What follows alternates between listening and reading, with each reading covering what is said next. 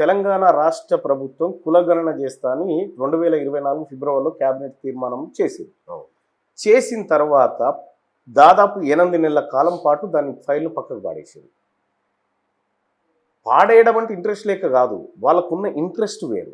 Okay. ఇక్కడ ఈ కాలంలో ఈ 8 నెలల కాలంలో మహేందర్ రెడ్డి అని చెప్పి ఎక్స్-డీజీపీ గారిని తెచ్చి టీజీపీఎస్సీ చైర్మన్ చేసి 29 జీవో 29ను తీసుకొచ్చి ఎస్సీ ఎస్టీలను పైకి రాకుండా, అంటే టాప్ ర్యాంకులలోకి రాకుండా వాళ్ళ కోటాను వాళ్ళతోనే భర్తీ చేసి జనరల్ స్థానాలన్నీ వీళ్ళతో భర్తీ చేయడానికి ఒక భారీ కుట్ర పన్ని ఈలోపు 50,000 ఉద్యోగాలు ఇచ్చినాం, వెంటనే భర్తీ కాదు, వెంటనే దోపిడీ. అది ఒకవేళ ఇది సెన్సస్ బయటకు వచ్చి 42% వాటా ఇక్కడ వర్గీకరణ లెక్క అక్కడ తేలిందనుకో, వీళ్ళకి 36% రాదు, అప్పుడు 3-4% కంటే ఎక్కువ రాదు.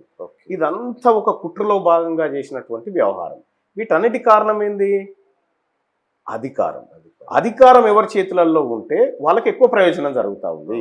మేము వాళ్ళకు కూడా వ్యతిరేకం అంటలేము, వాళ్ళకు దక్కాల్సిన వాటా ప్రకారమే దక్కాలి.